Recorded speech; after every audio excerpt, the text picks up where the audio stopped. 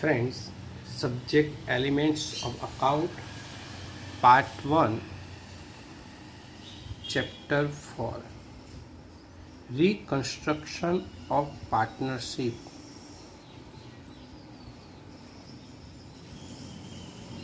Reconstruction of partnership. Friends, पहले तो board के एग्ज़ाम में इस चैप्टर का टोटल वेटेड कितना है, तो बोर्ड के एग्ज़ाम में उसका total weighted means total marks 5 है। टोटल 5 मार्क का एक चैप्टर है बोर्ड के एग्ज़ाम के लिए। उसमें सेक्शन ए, उसमें एक MCQ होगा, उसका 1 मार्क्स होगा। सेक्शन बी, उसमें एक शॉर्ट क्वेश्चन होगा 1 सेंटेंस, उसका भी 1 मार्क्स। एंड सेक्शन सी, उसमें एक सम्स होगा, शॉर्ट सम, ओके, वो 3 मार्क का। तो ऐसे उसका टोटल वेट है 5 marks. First friends, reconstruction of partnership. तो पहले तो पार्टनरशिप तो आपको पता है फ्रेंड्स, तो या उससे ज़्यादा पर्सन साथ में कोई बिजनेस करता है वो पार्टनरशिप बिजनेस है, ओके।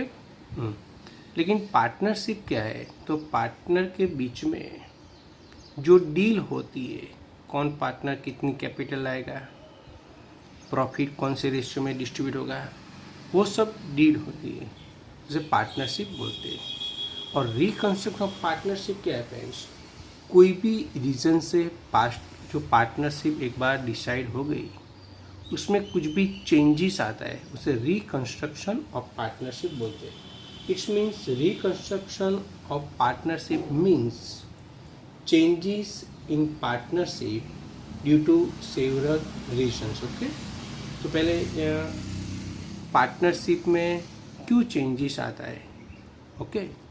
तो फ्रेंड्स समझ लो, हमारे पास अब यहाँ से टॉपिक पे चल जा रहे, ए और बी, ये 2 पार्टनर है फ्रेंड्स, ओके, आपने समझ लिया।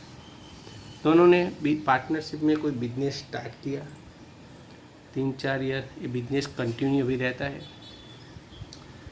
प्रॉफिट जो भी है वो दोनों इक्वल रेशियो में डिस्ट्रीब्यूट करते हैं, ऐसा उसने डिसाइड किया है।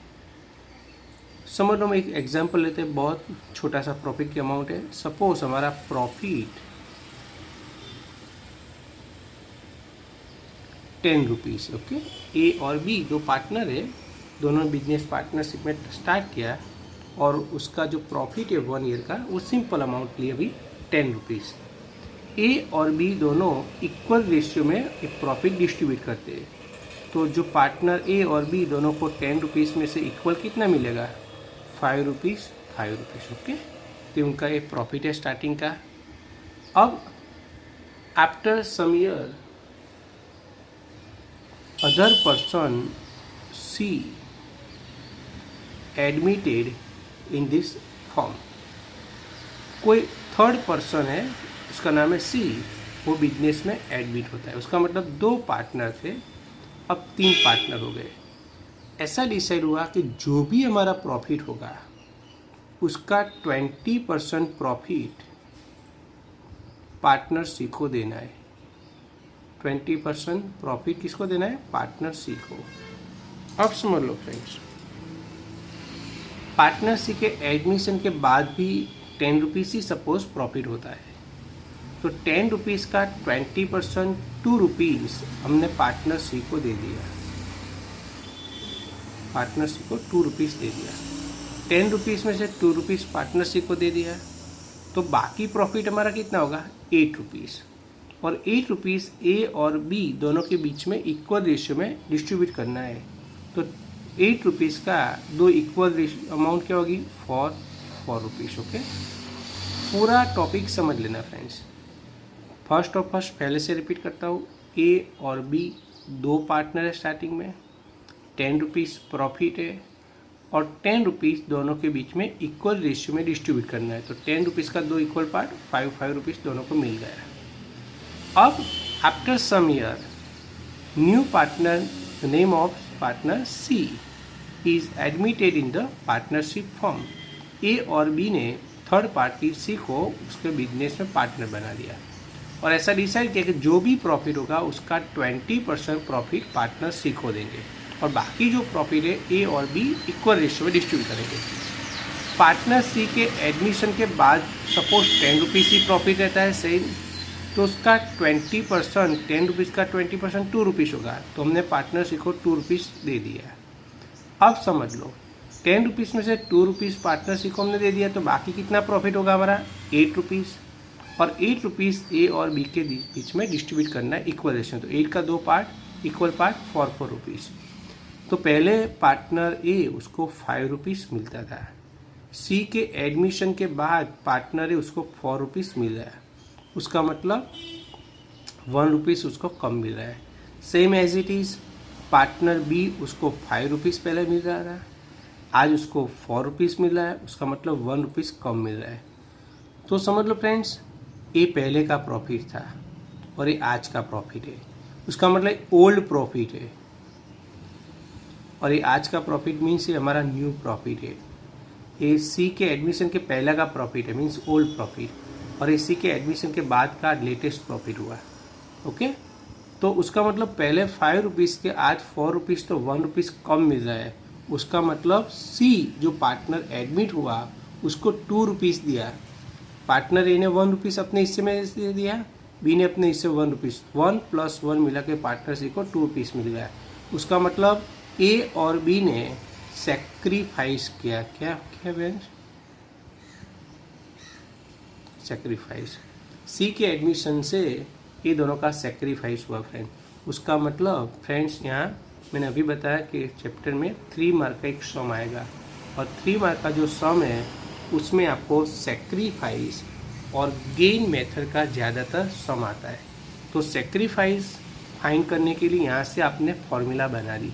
ये सेक्रीफाइस 1 रुपीज़ कहाँ से आया, तो उसका प्रॉफिट पहला 5 रुपीज़ थे, आज 4 है, तो आपने क्या किया, ओल्ड प्रॉफिट में से न्यू प्रॉफिट लेस कर दिया, तो ये उसकी फॉर्मूला बन गई friends, old share minus new share.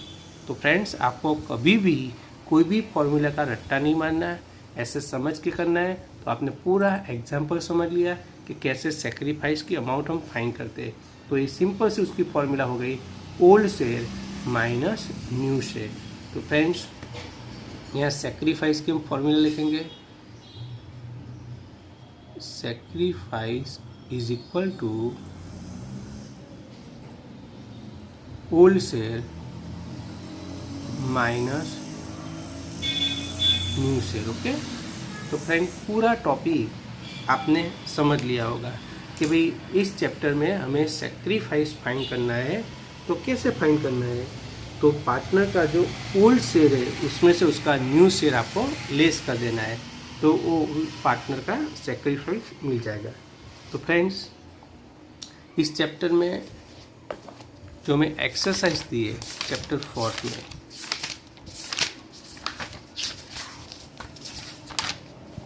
सम नंबर 4, ओके, इसमें मेंशन किया calculate what sacrifice has been made by which partner. तो समझ लिया फ्रेंड्स, आपको क्या फाइंड करना है, सेक्रीफाइस। तो सेक्रीफाइस फाइंड करने के लिए आपको ये फॉर्मूला यूज़ करनी है। तो सेक्रीफाइस की फॉर्मूला कैसे बनाते हैं, तो पूरा एक एग्जाम्पल लेके हमने पूरा टॉपिक समझ लिया। तो अब सेक्रीफाइस की फॉर्मूला आपको पता होगी friends, sacrifice is equal to old share minus new share. Is that clear friends? Next new video lecture के अंदर अब हम दूसरा एक टॉपिक समझेंगे गेन, ओके, और उसके बाद उसके एग्जाम्पल लेंगे। Thank you friends.